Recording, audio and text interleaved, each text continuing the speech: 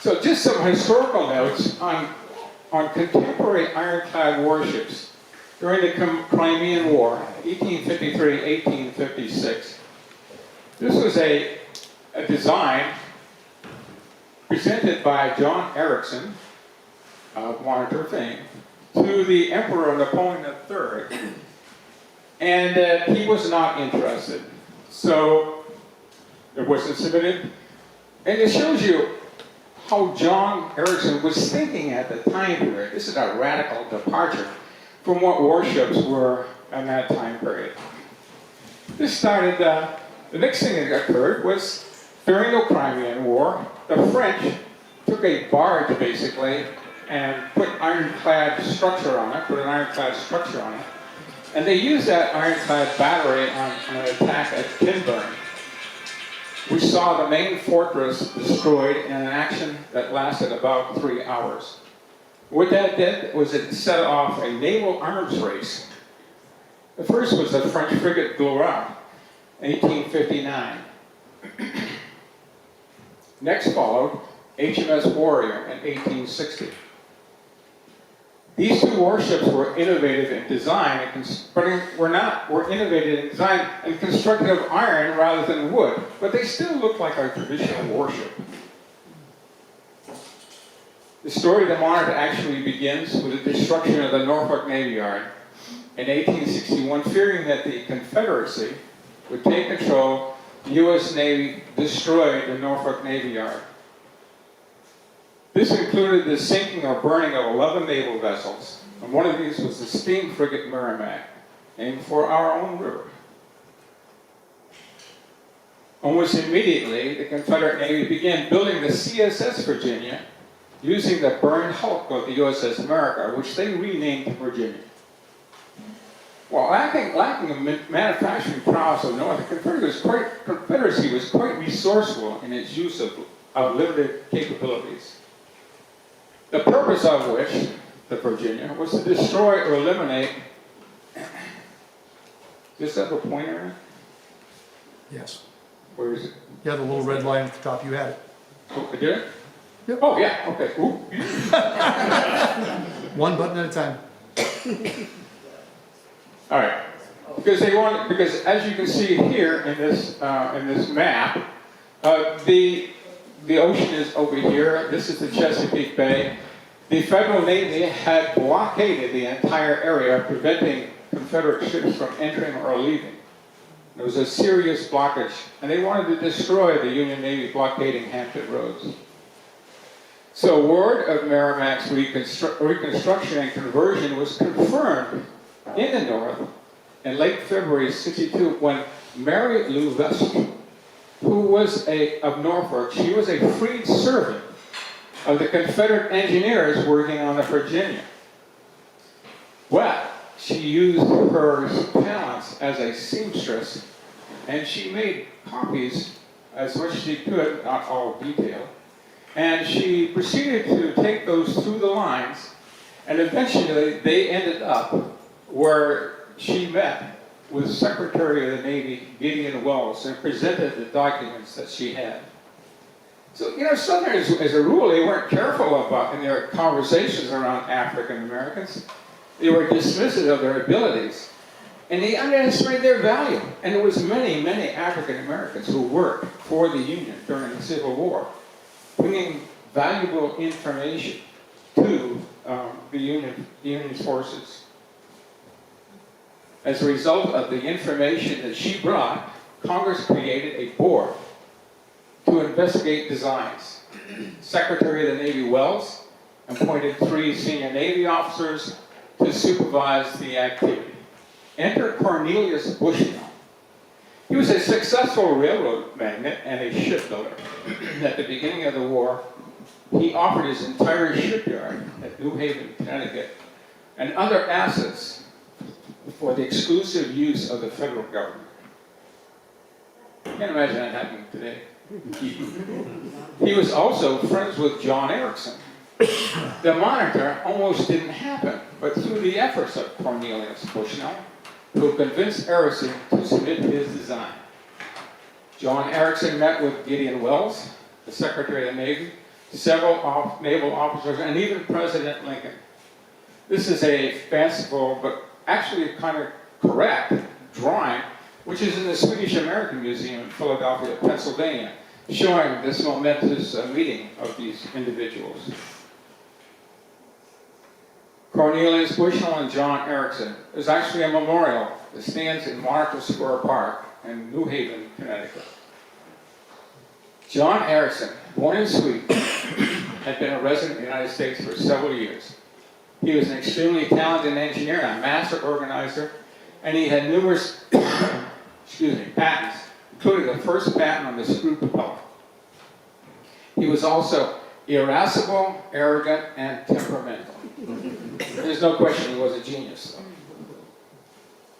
The Ironclad board evaluated 17 different designs, but recommended only 3. Ericsson's was one of those. John Erickson signed the contract to build a monitor with the U.S. Navy on October 4, 1861. It required him to complete the construction of the Ironclad in 100 days. Think about it. 100 days to build a warship that had never been done before. The logistics and technical challenges were phenomenal. No telephones, no computer-aided design, not even a hand calculator. All calculations are done by hand on paper by John Erickson. Every component, every casting, every piece of metal had to be drawn by hand by draftsmen. Patterns had to be made from the drawings to make castings. Large pieces of metal had to be forged, cast, or machined. Working together to save time, non-contractors and an unknown number of subcontractors worked simultaneously in at least 7 different cities, almost all in New York.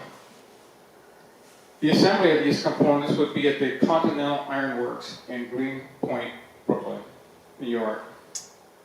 It was an incredibly complex manufacturing process, but then this would be no ordinary ship. And it taxed the resources, the industrial resources of the North. Erickson had a special drawing room built where he could oversee assembly and construction. And he worked with his chief draftsman, whose name was Charles McCord. The output of these two was prodigious. They produced somewhere between 150 drawings over the space of 152 days. Erickson was continuously calculating and recalculating bills of material, weights, transverse stability as the design evolved. Take a look at this drawing right here, because what a total absence of sails, complete reliance on steam engines. You'll see that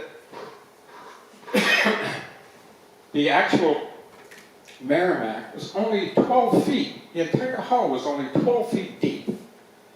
11 feet 6 inches of that was in the water. So it was only a 6-inch freeboard. This is a really great drawing of the engines themselves. And over here on the right is the engine register, which recorded the number of revolutions of the engine. It was brought up when many of the components and the engines of the Monitor were recovered.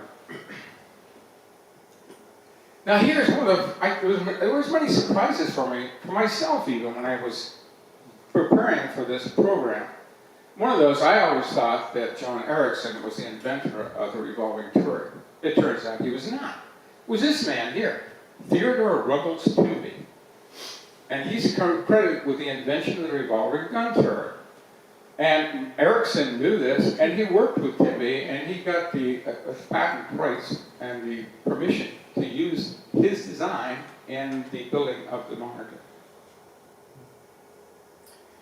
The turret consisted of 8 layers of 1-inch iron bolted together, 22 feet in diameter, 9 feet high, and weighed 125 tons. To turn the massive weight, Erickson designed a gear train powered by 2 small steam engines. The turret, by far the most unique and complicated assembly, was further subcontracted. The only northern mill was both within reasonable distance of New York City, and which could roll large sheets of 1-inch plate, was H. Abbott and Sons of Baltimore, Maryland. The Monitor, though, was not entirely of iron. And actually, its construction around the armor belt consisted of 12-inch oak beams, sat on the shelf, and were bolted to the inner hull, then covered by horizontally laid 8-inch pine beams. This wooden back was then covered with 5 layers of 1-inch thick plate, which made it virtually invulnerable to shot. Here is another innovation of John Erickson, and that is you could raise and lower the anchor on the Monitor without the crew exposing themselves at all to the exterior of the ship. It were a very ingenious mechanism. Maybe I could point up where you probably can see it. Whoops, right there. And chain, they could raise and lower the anchor entirely from within the hull of the ship. Another key feature here was, I want to make note of this, and that is the pilot house right here. It was small. It measured 32 inches by 42 and had 5/8-inch viewing slots on all 4 sides. It was constructed of iron blocks 9 by 12 inches bolted to the hull structure with 2-inch bolts. That'll come into serious play during the battle with the Virginia. Oops. The main bulkhead was reinforced vertically to carry the weight. This arrangement carried, and it consisted of watertight doors, airtight doors, and it was the first pressurized forced draft system in a U.S. Navy warship, another Erickson innovation. This is a rather busy diagram, cutaway, but it shows the essential features of the Monitor, and there's actually over there another painting that you can look at in great detail following this presentation. Now, I always didn't want to show this slide, but I thought, you know what, this is something that they just don't talk about. But this is a really basic human necessity. For centuries, sailors used seats of ease located in the bow of the ship, called the head. It's no longer possible with a ship that virtually lies below the waterline.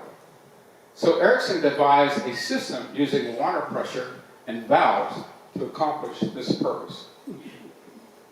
This particular drawing, I didn't do it, it's from the USS Constitution Museum in Charlestown Navy Yard.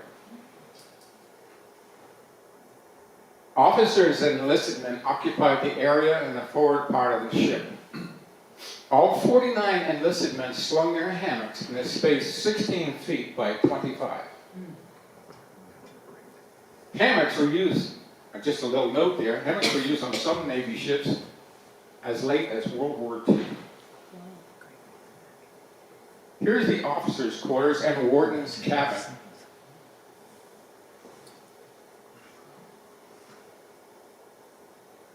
So these were the bunks.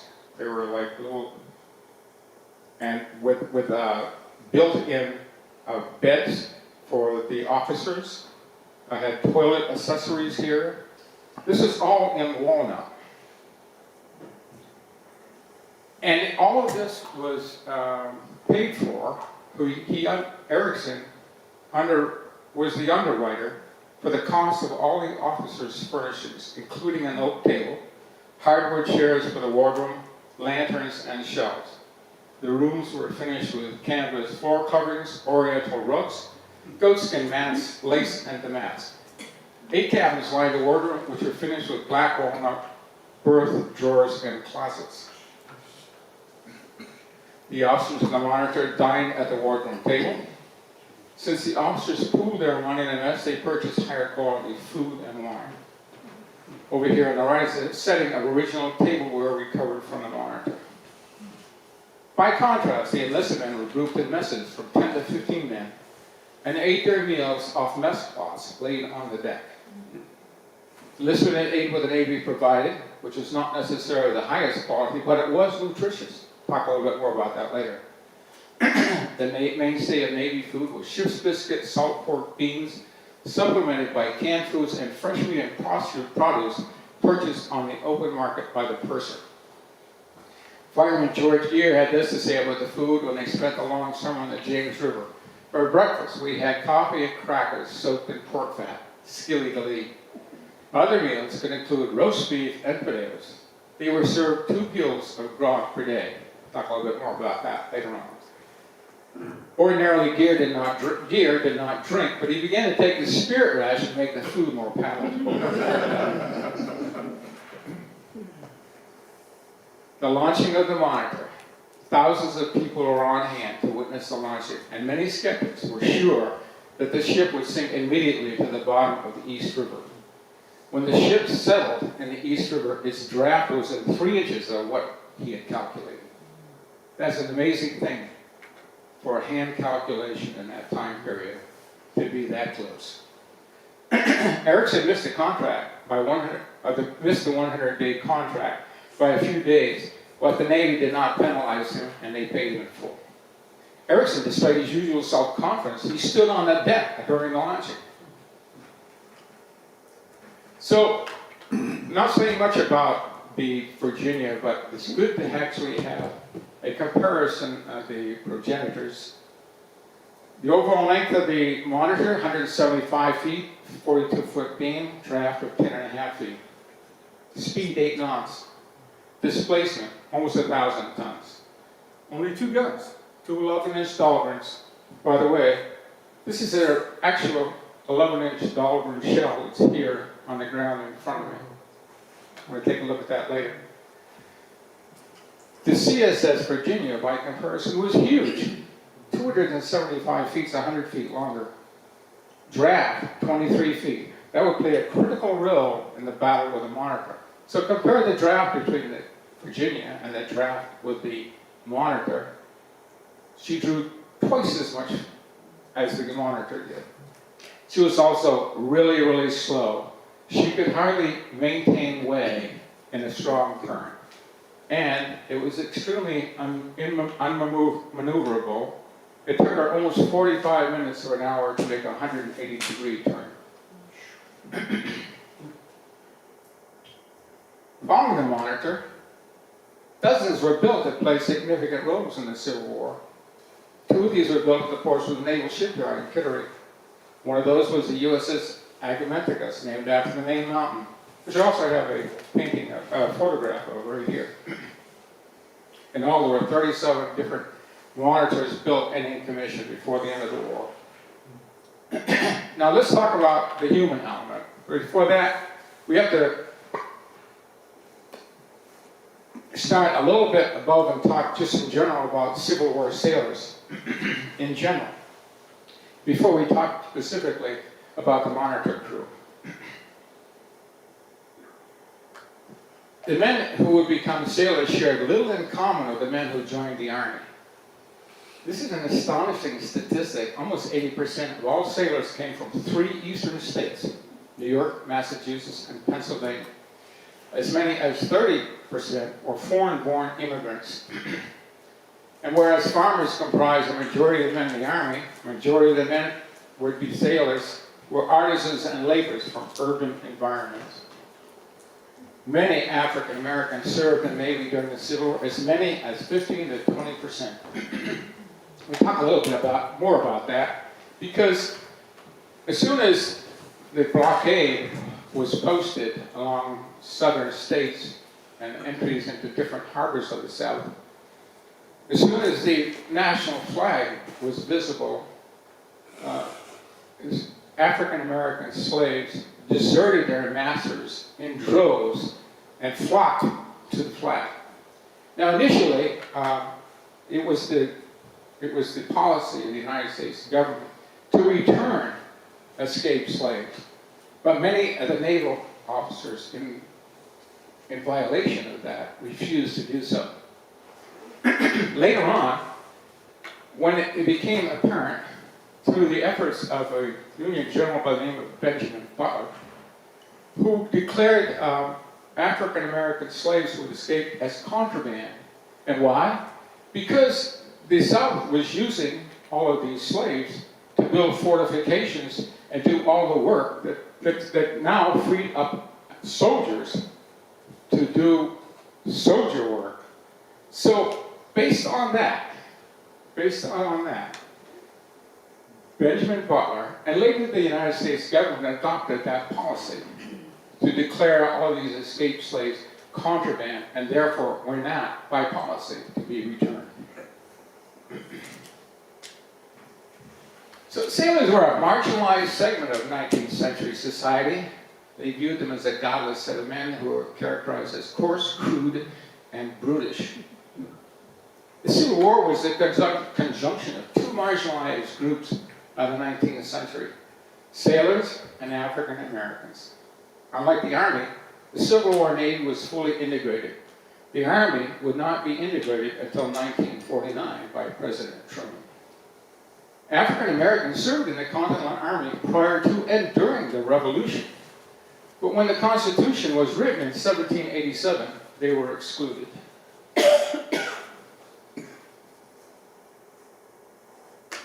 The Civil War Navy was emerging from an earlier era when harsh treatment of sailors was the norm. Flogging was then the universal method of enforcing discipline and punishment. Old school officers believed that sailors responded well to punishment or the threat of punishment. But a new breed of officers was emerging, especially with the establishment of the Naval Academy, who believed that if you treat the sailors better, you're likely to get better results. What a concept. So up here we have an actual cat of nine tails. Whoops. Abbreviated as just simply the cat. Now, this has resulted in a couple of expressions in the American lexicon, like not enough room to swing a cat. It has nothing to do with our furry friend. It has to do with this.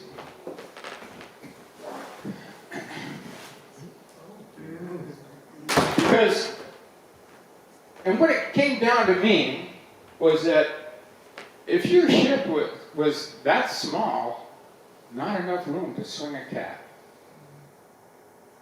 And before you make a call to the ASPCA, it's not what you think. So another expression is letting the cat out of the bag where the cat was kept when not in use. So there are warnings about the excessive use of flogging, written as early as 1797 by Captain Thomas Truxton. A new breed of officers, especially those trained at the Naval Academy, began to say you get better results with the sailors if you treated them better. In 1849, Levy published at his own cost an essay on flogging in the Navy. A number of reform-minded people joined a movement to abolish flogging, and one of these who was instrumental in this was Herman Melville, the author. Now, Herman Melville himself knew what he was talking about because he served as an enlisted man in the United States Navy between 1843 and 1844. He described this experience in his book, White Jacket, The World of a Man of War. Here's another. Flogging was finally abolished in the U.S. Navy in 1850, 10 years before the Civil War. This action was brought about by many people. And this man especially, we can be proud of him, being from the state of New Hampshire, Senator John P. Hale, New Hampshire. He was elected. He was the first person elected to the United States Senate purely on the platform of anti-slavery. He also helped establish the Free Soil Party and was a candidate for the party's presidential nomination in 1848. Hale introduced the legislation, and this was signed into law in 1850 by Millard Fillmore. All of the officers and the enlisted men on the Monitor were volunteers. The original enlisted crew consisted of 44 men, of whom 27, that's more than half, were foreign-born immigrants, 14 Irishmen, 2 Englishmen, 2 Scotsmen, 2 Welshmen, 2 Germans, 2 Swedes, 2 Norwegians, and 1 Austrian. A great lesson on the value immigrants have brought to America. 8 African Americans served on the Monitor. They're all listed here. One to the asterisk actually drowned when the Monitor sank. Saya Contra is the only one who has a surviving image. He's here. So if many sailors were characterized as coarse, crude, and brutish, this is not really a fair assessment. And not all of the sailors on the Monitor, or even in general in the Navy, fit this stereotype. One of them was George Gear. He was 25 years old, from Troy, New York, with his father operated a foundry. He's now living in New York City in 1864, having been married for almost 4 years to his wife and 2 small children. And he had 2 small children. But he was unemployed and in debt, but he had a valuable commodity that the Navy wanted. He was experienced with steam engines and boilers. He saw the opportunity to solve his financial problems. His experience with steam engines and boilers in his father's foundry made him a highly desirable recruit. He was listed as a first-class fireman, $30 a month, which is a petty officer rank just below the warrant officer grades for the engineering officers. Just by comparison, the lowest rank in the Monitor were coal heavers, where no skills were required, just a strong back, at $18 a month. George Gear and his wife corresponded regularly throughout his 3-year enlistment in the Navy. Their letters offered a fascinating insight into the lives of an ordinary mid-Victorian couple that detailed the mundane life of a typical couple of this time period. And they also shared intimate details of their affection for each other, things that very rare for Victorians to ever talk about. After a few days on board the Monitor, Martha and her sister Rachel visited, where George handed her a purse containing his entire 1-month advance, $30. This is somewhat unusual. Most sailors use the 1-month advance to go on a drunken binge, one last alcoholic foray. In an early form of direct deposit, George also signed papers to have most of his pay transferred directly to Martha. Bureaucracies moved slowly, and the 19th century Navy was no exception. It was almost 2 months before Martha started to receive George's pay. In the meantime, Martha had to pawn her gold wedding ring to buy food and necessities. She did not tell George, but she eventually retrieved her ring. John Warden was selected as captain of the Monitor because he had an appreciation for technology and innovation. He entered the Navy as a midshipman in 1836 at the age of 16. This is before the founding of the Naval Academy in 1845. He went on after the Navy. His post-war career is noteworthy. 5-year tour as superintendent of the United States Naval Academy. He was promoted to Rear Admiral. He became the first president of the United States Naval Institute. He's one of the progressive officers of the Navy. There are officers, and then there are officers who inspire. Warden was such a man. He was universally respected by officers and enlisted men alike. He insisted on his men receiving the education they need to fulfill their duties. He says it's most important that Navy boys receive systematic and careful instruction in the branches of common school education. Many of those young boys came to the Navy without any formal education whatsoever. And Warden also reminded his officers about the beneficial results and that they need to seriously comply not only with the letter, but the spirit and intention of Navy regulations. 10 other officers are selected to serve. Not too surprising, the majority of the officers had to do with the engineering spaces. They were engineering officers. This is a technical ship, and it required a lot of people with know-how of engines and boilers. One of the men that's pictured, the bookish-looking officer in the grouping, was indeed just that, acting paymaster William Keeler. He became the unofficial chronicler of the Monitor through his journal, and a series of letters written to his wife that have survived. It's to him that we owe much of the daily life aboard the Monitor. He wrote on a variety of topics, which remarkable that there are three problems with the Navy: whiskey, whiskey, and whiskey.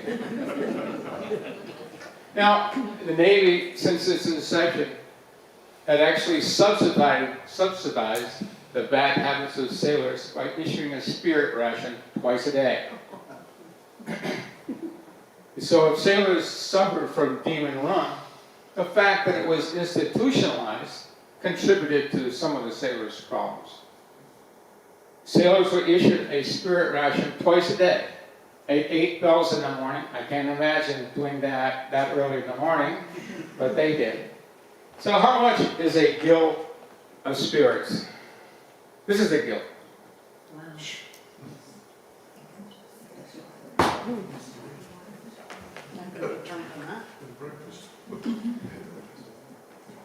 The sailors under the age of 18 were excluded. They couldn't take the spirit ration. Instead, they were given 5 cents on their pay per spirit ration. So after 30 days, it adds up to a lot, at least in that time period. Now, I want to draw your attention to this drawing here, which was done from the sketchbook of Charles Ellery Stedman. And he was a naval surgeon. And there's a lot of details in this photo. First of all, you've got all the sailors lined up to receive the spirit ration. You have the spirit tub, the grog tub here. And the sailor is dispensing the spirit ration to the sailors as they come up. It is being recorded by the purser and is being witnessed by a commissioned naval officer. And why they are there, the commissioned naval officer was there to make sure that these sailors didn't try to buck the system and get more of a spirit ration than they were allotted. I mean, some of them would like to have gone around to the end of the line again and come back through. Or the other thing that they did was they would take the ration in their mouth and then not swallow it and go back to some place in the ship where they had secreted a bottle or other receptacle, put it in there until they accumulated a lot more, and then drink it all at once. But that's what the naval officer was there for, to make sure that didn't happen. So he would tell after the sailor had taken his ration to ask him a question.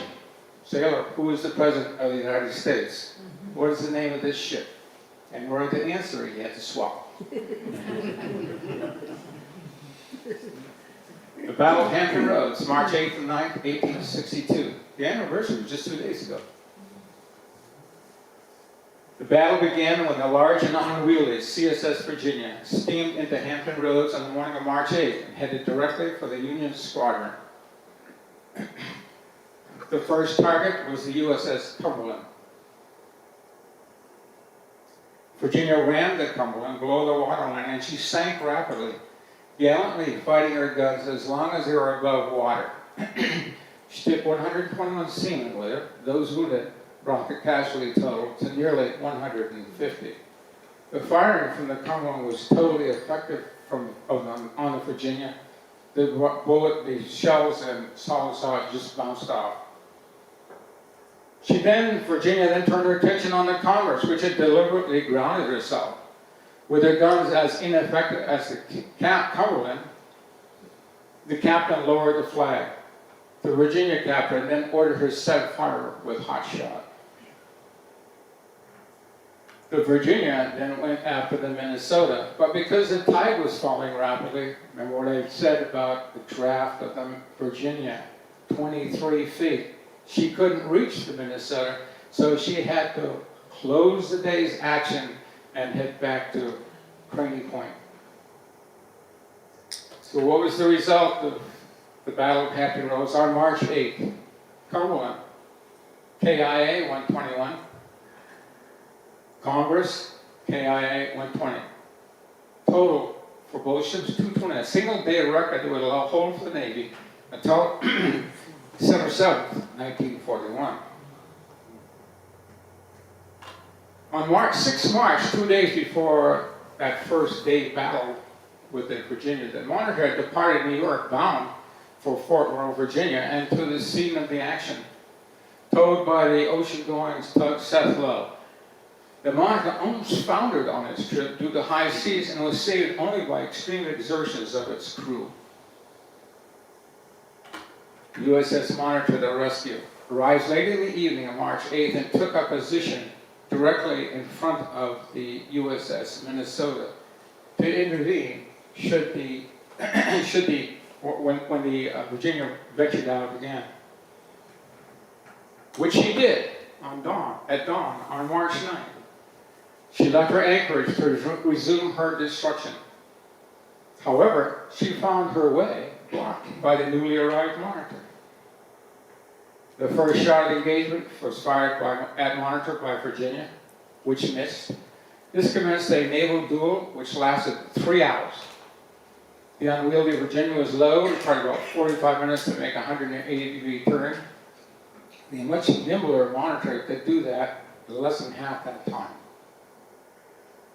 The conditions inside the turrets added a really new dimension as large shots striking the armored turret would not penetrate but created deafening concussions, and the turret would ring like a bell. This is before the era of any kind of ear protection. The acrid smoke and heat in the confined spaces added to the scene. During the battle, remember I talked about the pilot house. During the battle, a shell from a 7-inch Brooke rifle struck the pilot house and exploded just as Warden was peering out through the slits. This artist's rendering at the moment gives the impression of the pilot house as a large cavernous affair, when in fact, the dimensions were 32 by 42 inches, into which space was Quartermaster Peter Williams, the actual helmsman, and Warden himself. So Lieutenant Green, who was second in command, took charge, and he took Warden down, where the surgeon immediately began removing iron slivers and paint from his eyes. Warden was the most seriously wounded during the entire engagement. The result of the 3-hour naval duel was a draw. Neither was able to seriously damage the other, but naval warfare was changed forever. The result of the 2 ironclads, the Monitor was struck 22 times, including 9 hits to the turret and 2 to the pilot house. You can see dents in the turret of the Monitor. The Virginia sustained 97 hits to her armor, but neither ship sustained any significant damage. Over 20,000 soldiers, sailors, and civilians had witnessed the battle, and everyone recognized the engagement as a day of stirring events. A few days after the fight, William Keeler wrote, as they were steaming by close to Camp Butler, the whole army came out to see as thousands and thousands lined the shore, covered the vessels, and filled the rigging. Their cheers resembled one continuous roar. Each regiment had its band, and as we approached, struck up various tunes, and continued. And so it passed from one band to another, as we slowly steamed along in front of them. All our national air was given, when a lull in the tumultuous cheering would allow them to be heard. The Monitor became the hero of the nation, and a source of pride, a national symbol of praise and adoration. There were many things. Entrepreneurs started producing music, the Monitor Poker, the Monitor Gallop, this drawing, that drawing. They were putting the Monitor's picture on cans of paint and other various items in order to sell them. Captain Warden, recovering from his wounds at the U.S. Naval Observatory in Washington. Here, Warden is pictured with his wife, Olivia, seated next to him. He would eventually recover all the sight in one eye, but only partially in the other. The 2 young women are friends of the family. One of the crew members wrote Warden on April 24 while he was convalescing. And I reproduce it here with the original punctuation and context textual difficulties. Although our dear and honored captain, these few lines are from your own crew of the Monitor with the kindest love to you, hoping to God that you'll soon have the pleasure of welcoming you back to us again. Soon, since you left, we have no pleasure on board the Monitor. We remain until death your affectionate crew, the Monitor boys. So that person, that sailor was anonymous. We don't know who it was. Perhaps it was even this sailor here reading a newspaper. But actually, literacy was really quite common in America in that time period. In fact, the literacy rate in the middle of the 19th century is sadly higher than it is now. Wow. When Abraham Lincoln heard that Warden was recuperating, the president hurried to the house. Warden, his eyes so bandaged, he heard Lincoln's voice and said, "Mr. Lincoln, Mr. President, you do me a great honor by this visit." Lincoln paused and said, "Sir, I am the one who is honored." Eventually, while Warden was recovering from his wounds, he was replaced by Lieutenant William Jeffers. So while Warden was universally revered, William Jeffers was universally despised. And Keeler, the consummate biographer, wrote, "Things didn't go smoothly and pleasantly on board as when we had Captain Warden. Our new captain is a rigid disciplinarian, quite imperious temper, and a domineering disposition." George Gear, in a letter to his wife, said, "Jeffers is a damned old hog."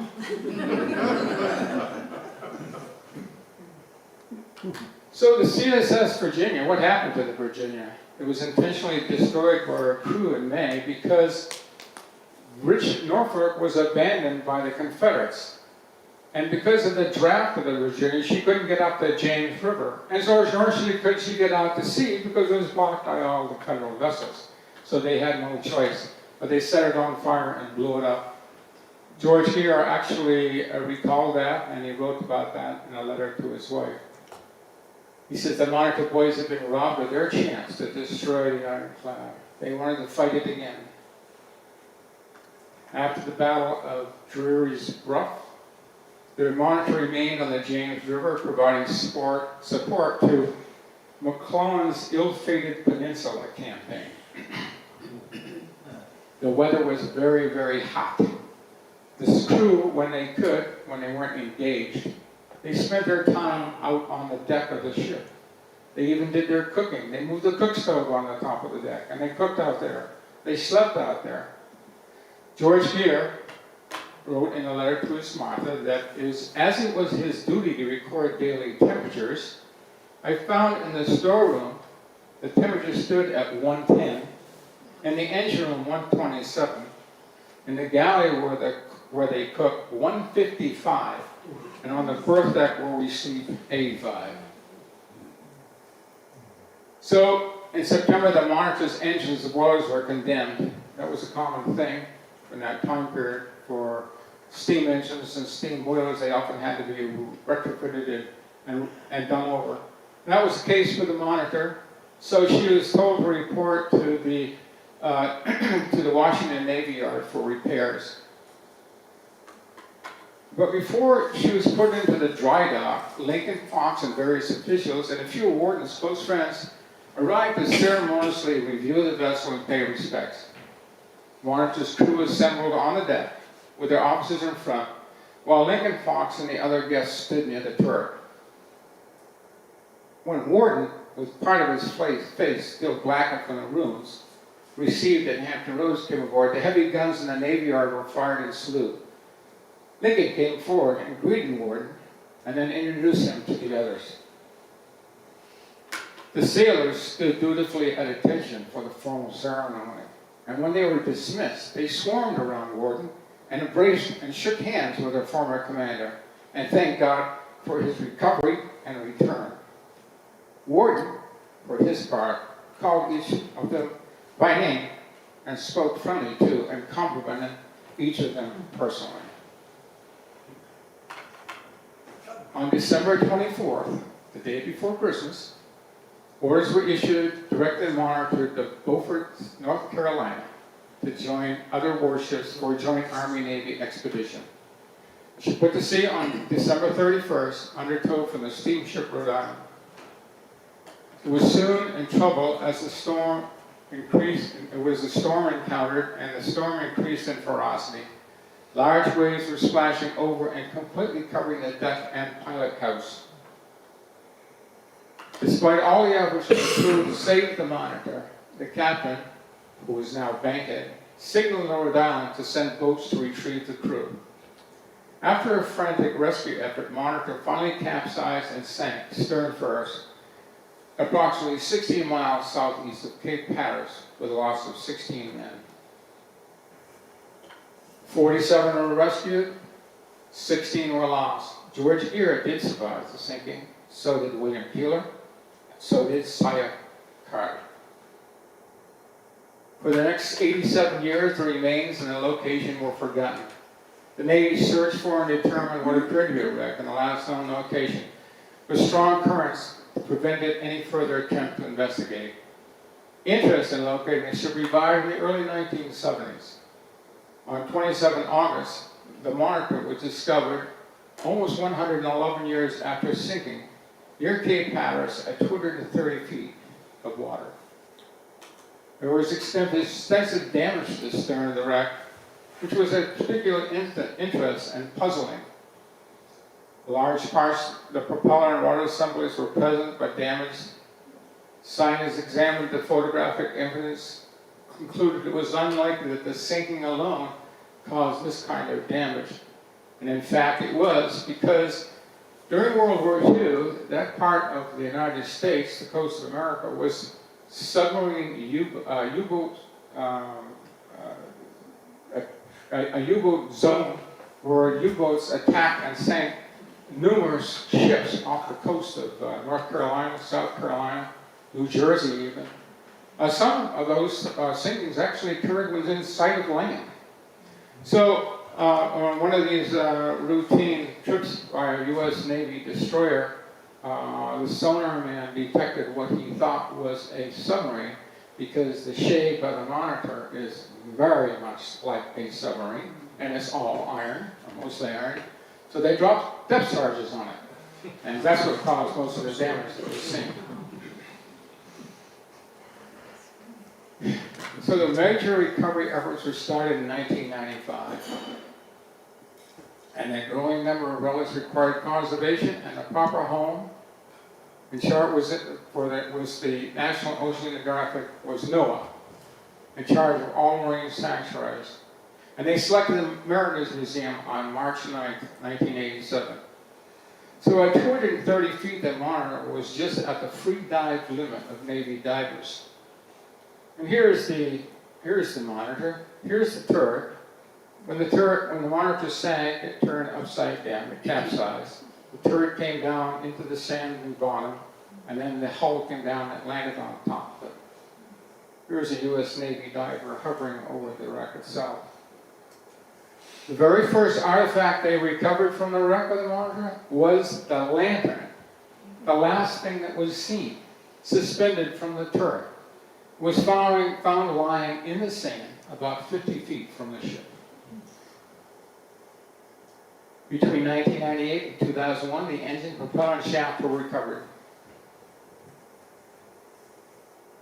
In 2002, the turret was recovered and transported to the Mariners Museum to begin the long process of conservation. Prior to the recovery of the turret, preparations made for preservation. A large tank was constructed, in which was placed into which it was placed and submerged, and a solution of sodium hydroxide, which would leach out the old salt. The years and years, over 100 years of salt. For the past 23 years, the Monitor's turret, guns, and engines have been soaking these tanks of sodium hydroxide.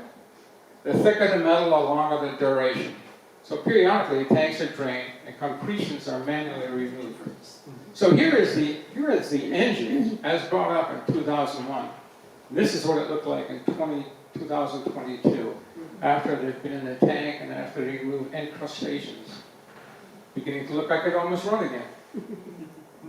As an interpretive aid, a full-size reproduction casting of the turret in its as-found condition was made. When the Monitor's turret was recovered, the remains of 2 sailors were found inside the turret. They are shown in this here. And they're also shown, these are not the actual bones, this is the rosin reproduction of the Monitor as it was found. Up here is a gold wedding band, which was on the ring finger of one of the sailors. Other items were found inside the turret of the Monitor. And there would be hundreds and hundreds of artifacts that were eventually recovered from the Monitor. Though rosin castings were made of the skulls of the 2 sailors, and their remains were sent to the Joint POW-MIA Accounting Center in Honolulu for identification. The center was able to make facial reconstructions of the 2 sailors as part of its efforts to identify them. An attempt was made to match the DNAs with living descendants, and it is continuing to work to determine their identities. After the remains were properly examined, they were buried with full military honors at Arlington National Cemetery. Just a sampling of some of the hundreds of artifacts removed. A comb, a whiskey bottle, a pickle bottle, a soap dish, a shoe, and a pitcher. The author of Grumman Shipyard in Newport News constructed a full-scale replica of the Monitor, which was laid down in February of 2005 and completed just 2 months later on the grounds of the Mariners Museum. This gives you some idea of the scale of that full-size reproduction. In the late 1990s, Congress recognized the importance of the Mariners collection by designating the Mariners Museum one of the 2 institutions that together comprise America's National Maritime Museum. The other is Southport Seaport in New York City. So that is my.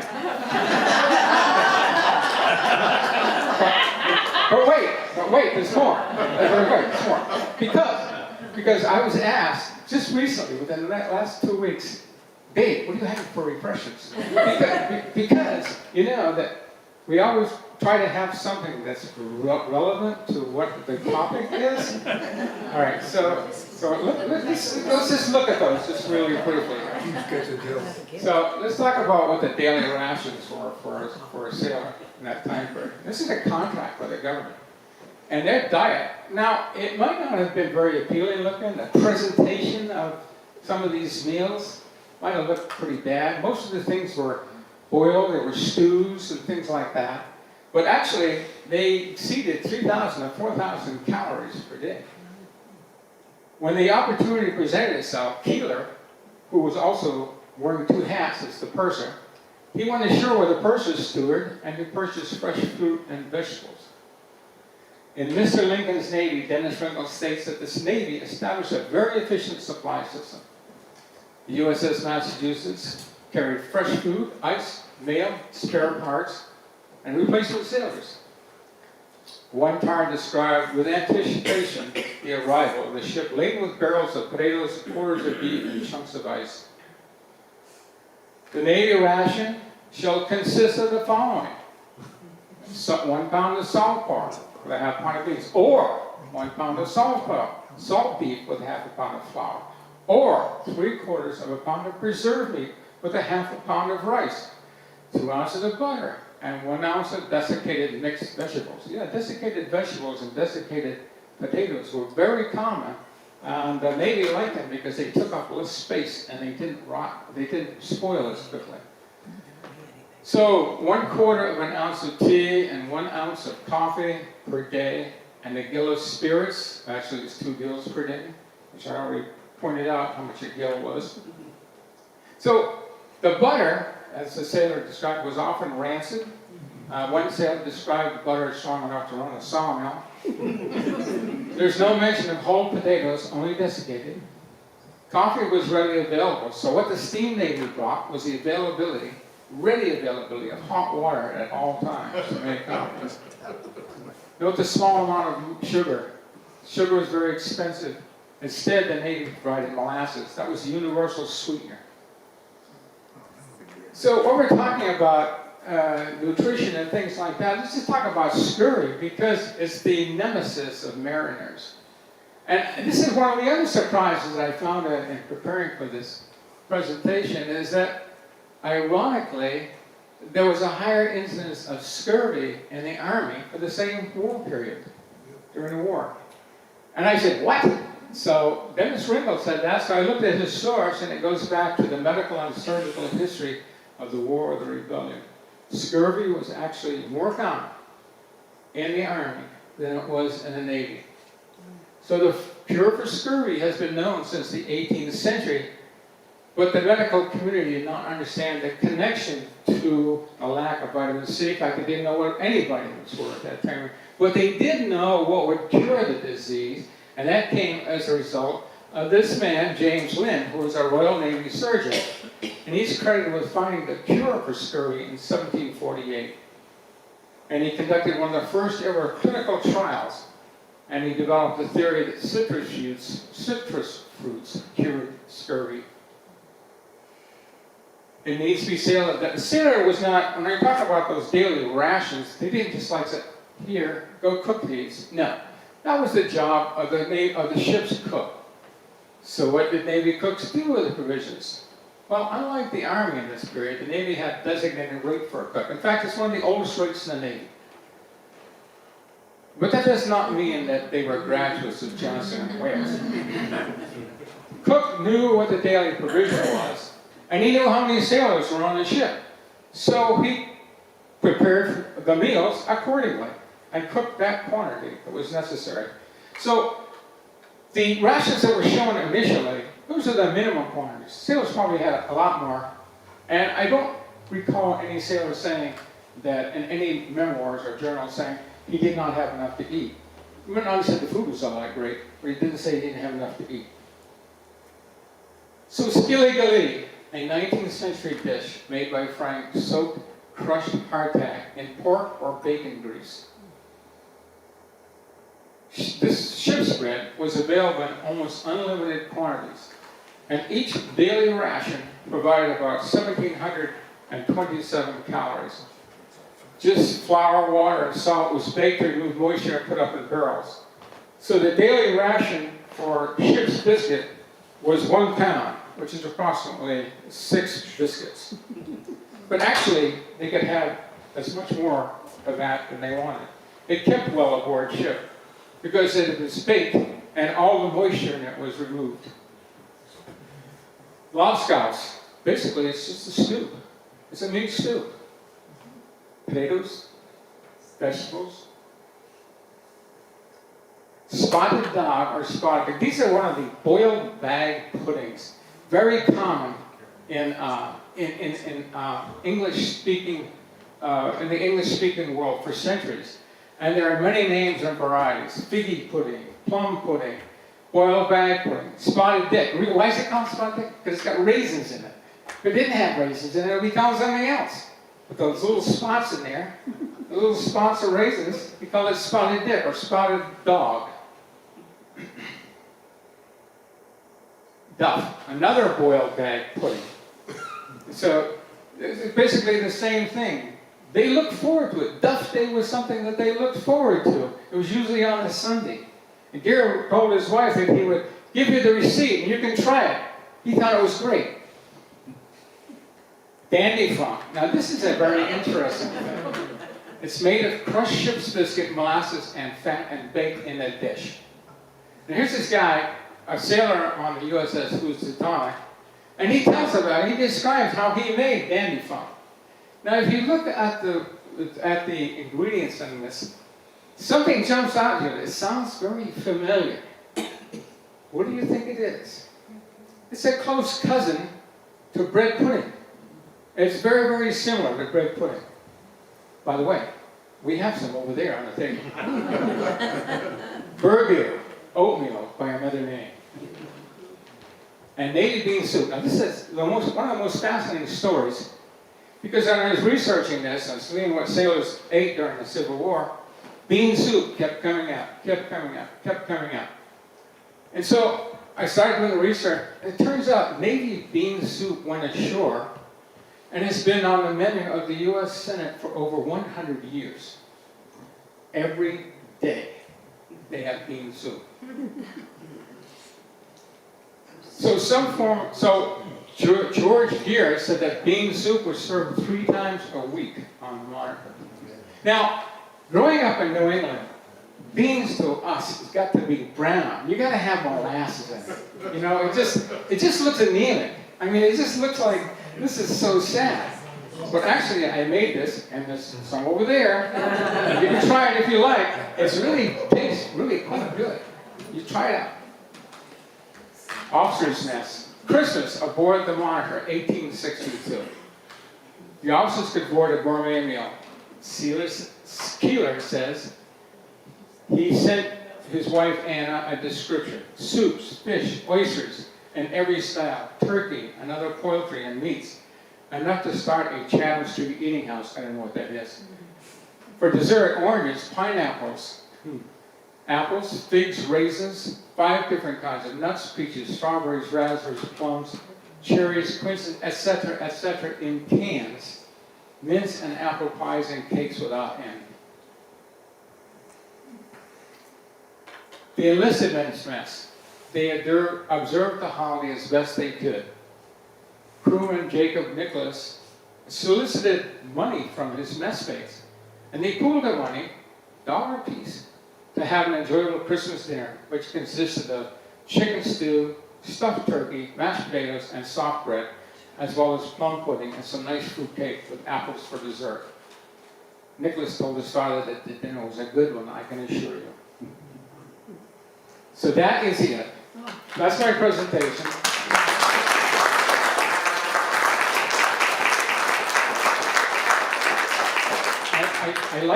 I like you too much to subject you to some of the stuff that they were eating. So what is over there on the table, except for the bean soup, are things that you would find on a 19th century home table. So there is bread pudding over there. There are 3 different kinds of pie. And take a look at the Monitor cake. Yep. So that's it. So David he told me today, he spent about 12 months putting this together, and I believe it. And take some time, maybe ask David about some questions. Well, on my business trips years ago, I was visiting a place in Nashua, New Hampshire, and I believe that part of the ship was built in Nashua. Is that true? I thought somebody would bring that up. I knew that. I thought somebody would bring that up, and so I was prepared to answer it. So, yeah, when I first came to southern New Hampshire from Vermont, and I went to school at UMass Lowell Engineering School, I learned about Osgood Hardware Store at East Hollis Street, and in front of Osgood Hardware Store there's a plaque. Well, now, the building's gone, but the plaque's still there. And what it says in there is in this building were forged the port stoppers for the USS Monitor. Well, in my research of this, I found a paper done through the International Journal of Naval History. This is by a man by the name of Larry Ferraro from George Mason University. And what he says was that that the iron port stoppers, which were 8-inch thick slabs of hammered iron, were forged in the Niagara Steam Forge in Buffalo, New York. Years later, the city of Nashua erroneously laid claim to those port stoppers, even erecting a bronze marker at the former site of the National Iron and Steel Foundry. So this is not supported by the contemporary records, all of which are really clearly show Niagara Steam Forge as the manufacturer. So it's really too bad. It would have been nice to have claimed that part of New Hampshire history, but it's not true. Well, I've been telling that story for 25 or 30 years, so so please give David a round of applause.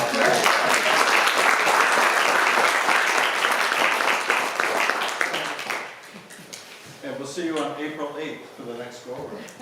Yes, oh yeah, questions, I'm sorry. Yeah. How much guild does each of us get? How much what? Guild. Yeah? Guild? Oh, is it Gil? What about it? How much does each of us get? Oh, how much do you get? You can take all of that if you want, but you have to take it all at one time. And I'm going to ask you to say the first lines of the Gettysburg Address. I'm sure you saw And you can't drink it in the building. it. Yes. So how does an iron ship stay afloat? I was honest. Because take a tin can and put it along. As long as it's airtight? Well, that was the argument made. They said this is going to go right to the bottom because it's all made of iron. But no, it all has to do with buoyancy. It's all about buoyancy. Archimedes proved that. By the way, up here on here, just to point out a couple of things. There is an actual 11-inch Gulliver shell right here. It weighs 136 pounds. There's no powder in it, so it's inert. It also has a fuse in it, and that's also inert. There's a number of things on here. Canned foods were readily available at the time of the Civil War. This is a museum quality reproduction of a blanket that washes shore after the battle with the, after the USS Cumberland was sunk, and it is now in the American Civil War Museum in Richmond, Virginia. But it is actually a double blanket, and it is an exact copy. So you can come up here and see what the actual, there was dried apples were a very common source of vitamin C. This is a 1-pound slab of salt beef, salt pork. You got your hardtack cracker, you got your ship biscuits here. And oysters, crushed peaches, bought on the open market. Condensed milk. Gordon's patent was 1856. Condensed milk was very common in that time period. All right.